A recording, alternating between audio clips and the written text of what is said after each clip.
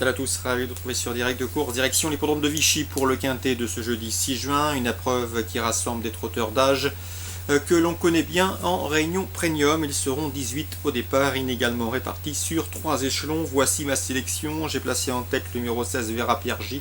C'est la seule pouliche de 4 ans au départ de cette compétition. Une pouliche qui a déjà été jugée digne et de participer à des épreuves semi-classiques voire classiques. D'ailleurs, elle se recommande déjà de plusieurs tentatives honorables et des places au niveau groupe 2. À mon avis, dans cette épreuve, elle s'annonce redoutable, d'autant que Thierry Duval d'Estaing, son entraîneur driver, a décidé de la déférer les 4 pieds pour la première fois de sa carrière. Donc ma favorite, le 16 Vera Piergi.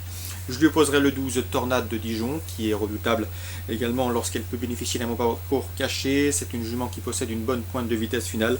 Il faut la racheter de sa dernière disqualification à Niort auparavant. Elle avait bien gagné à la Capelle, mais également sur l'hippodrome d'Angoulême. Ici, si elle est sage, elle s'annonce redoutable. Le 13, Reggae d'Urzy, un cheval régulier sur lequel on peut compter, il répète toutes ses courses, il a fait également sensation cette année dans les étapes du Grand National du Trot, il a pris plusieurs places. C'est un cheval qui à mon avis devrait pouvoir terminer dans le quintet, c'est une bonne base pour des places, d'autant que la corde à droite ne lui pose pas de problème. Le 14, Renato Astar, attention à lui, c'est également un très bon droitier, un redoutable finisseur, l'allure sélective va favoriser ses intérêts, il a de la tenue, je le pense ici capable de remettre les pendules à l'heure. Le 10, Trésor du Bray, qui vient de prouver sa forme sur cette piste en terminant deuxième. Son entraîneur, Bruno Cormier, n'est pas négatif. Il estime son cheval capable de terminer dans le quintet gagnant.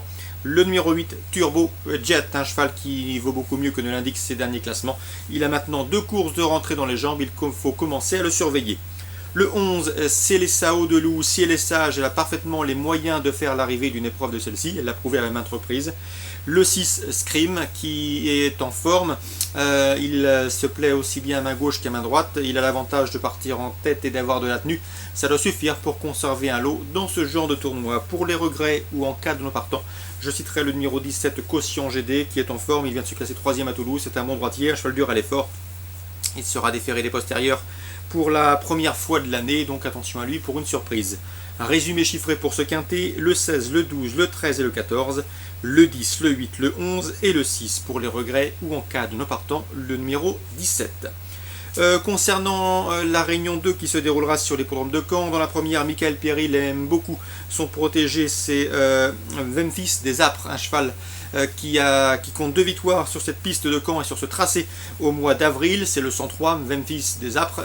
Son entraîneur l'estime ici capable de confirmer. L'opposition, le 110, Val de Liton, régulier sous la selle.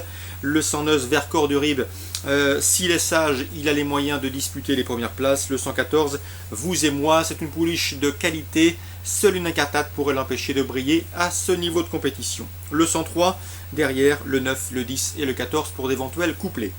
Dans la troisième, j'aime beaucoup le 309 Valéo Deschamps. À mon avis, il n'a pas les gains en rapport avec son potentiel. Il a gagné pour sa rentrée sur l'hippodrome de Savigny sur Bray. Le cheval présenté par Vincent Renaud peut monter plusieurs étages à mon sens.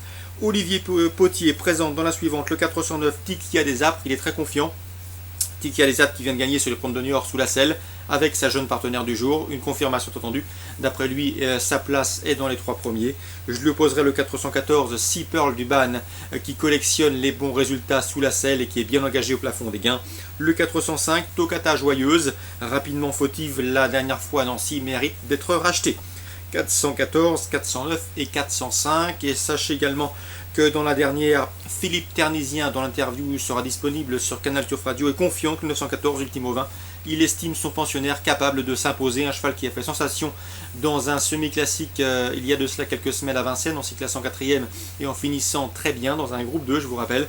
Il trouve ici l'occasion de se racheter, lui qui reste sur 2 échecs, mais 2 échecs excusables, à en croire les propos de son entraîneur Philippe Ternisien. Je vous le répète, l'interview est disponible gratuitement sur Canal Turf Radio. Donc attention au 914 Ultimo 20 dans l'épreuve de clôture sur l'hippodrome de Caen. Course ciblée à Caen, 1re, 3e, 4e et 9e. Bonjour à tous, bonne journée et à demain.